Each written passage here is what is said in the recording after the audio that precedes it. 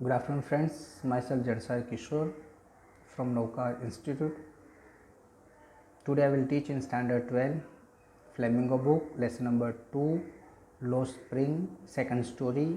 I want to drive a car. In last video I have completed first paragraph up to it seems. Now we'll go ahead. Mukesh family is among them. तो इसी के साथ यानी ये सब जो लोग थे कि जो लोग बेंगल के बिजनेस के साथ थे कनेक्टेड, इसी में ये मुकेश की फैमिली भी उसमें से एक थी। None of them know that it is illegal for children like him to work in a glass furnace with a high temperature in dingy cells without air and lights. तो नॉन ऑफ देम नो, उनमें से कोई जानता नहीं था कि ये illegal है। इलीगल यानी ये छोटे बच्चों को, एक तो ग्लास का बिजनेस करना, छोटे बच्चों को वैसे तो कोई भी चीज़ कराना क्या है, इलीगल है। फिर भी यहाँ पर ये जो बच्चों से क्या करते हैं, ग्लास का ये बिजनेस फर्नेस के सामने बिठाकर हाई टेम्परेचर वाली जगह पर और एक छोटी छोटी सेल में, छोटे छोटे घर में बिठाकर, जहाँ पर हवा का भी सर्कुलेशन नहीं रहता है ऐसे, और जहाँ पर लाइट भी कम होती है ऐसी जगह पर बिठाकर बच्चों से काम कराना ये इलीगल है। कोई भी वहाँ पर जानता नहीं था। सब लोग ये बिजनेस के साथ लगे हुए थे। कोई भी ये बात का मैटर की बात को किसी को पता नहीं था।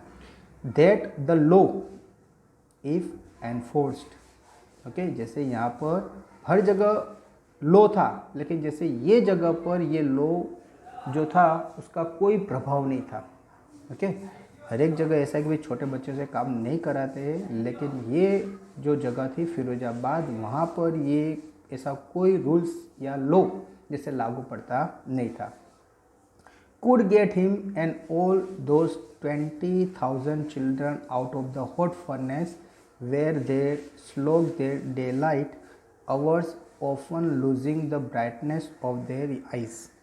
तो यहाँ पर मुकेश जैसे अराउंड 20,000 बच्चे थे कि जो हॉट फर्नेस यानी एकदम बहुत ही बड़ी आग के सामने, भट्ठी के सामने वो लोग क्या करते थे, पूरा दिन काम करते थे।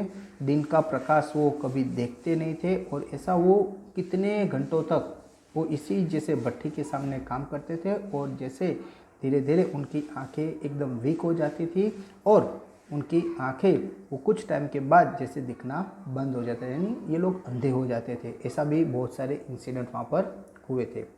Mukesh I beam as he volunteer to take me home.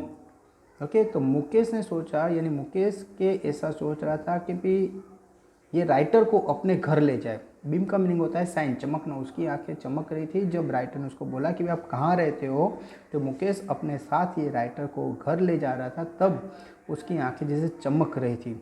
Which be proudly says is being rebuilt, वो बताता है कि हमारा घर रीबिल्ट है। रीबिल्ट यानी उसको जैसे कुछ हो गया होगा तो रीबिल्ट यानी फिर से बनाया हुआ है, नया है, ऐसा वो राइटर को बताता है और अपने घर की ओर ये राइटर को ले जाता है।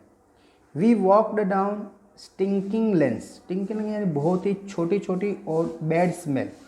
क्या स्टिंकिंग में होता है? Bad smell.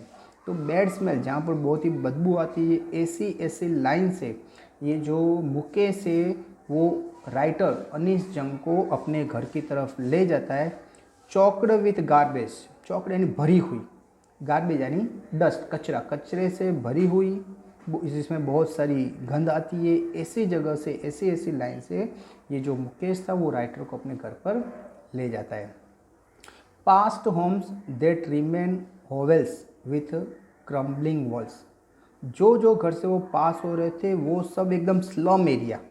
ओके, जैसे ये जब जो दीवार थी वो जैसे क्रम हो रही थी, हिल रही थी, यानी कोई पक्की दीवार नहीं थी। शायद वहाँ पर ऊपर भी जैसे छत में भी पतरे और आसपास जो पार्टीशन है वो भी पतरे का था, और वो सब हवा की वजह से क्या कर रहा था, हिल रहा था। बॉबली डोर्स, और जो दरवाजे थे वो भी एकदम फिक्स नहीं थे, जैसे एकदम स्टिक नहीं थे, वो हिल रहे थे। ओके, वॉबली का मीनिंग क्या होता है? अस्थिर, यानी वो हिल रहे थे। नो विंडो, और घर में कोई विंडो नहीं थी, घर में कोई विंडो नहीं थी। Crowded with a families of humans and animals को एग्जिस्टिंग, और वो घर में क्राउडेड यानी घर छोटा और फैमिली मेम्बर्स क्या होते थे, ज़्यादा रहते थे, यानी वो घर में वुमेन्स भी ज़्यादा होते और साथ साथ में एनिमल भी साथ में रहते थे। क्यों? क्योंकि वहाँ पर एनिमल्स के लिए कोई दूसरा कोई घर था नहीं, यानी जो फैमिली है फैमिली के साथ ही वो क्या करते थे, एनिमल भी उनके घर में साथ में ही रहते थे। इन अ प्रिमिटिव स्टेट, जैसे पहले के टाइम पर लोग एनिमल के साथ रहते थे, इसी तरह से यहाँ अभी भी ह्यूमन बींग्स और जो एनिमल्स है वो एक ही घर में, वो भी छोटे घर में और मोर मेंबर्स, ज़्यादा ह्यूमन बींग्स और एनिमल्स सब साथ में रहते थे। He stops at the door of one of such house, वो एक घर के सामने वो खड़ा रहा, यानी जो उसका घर था उसके सामने वो खड़ा रहा। Bang the wobbly iron door with his feet, अपने पैर से उसने क्या किया, वो जो दरवाज़ा था वुबली आयरन डोर, वुबली आयरन यानी जो हिल रहा था, ऐसे दरवाजे पे उसने क्या किया, लात से ज़रा धक्का लगाया। एंड पुश्ड इट ओपन, और धक्का मार के उसको दरवाजे को ओपन किया।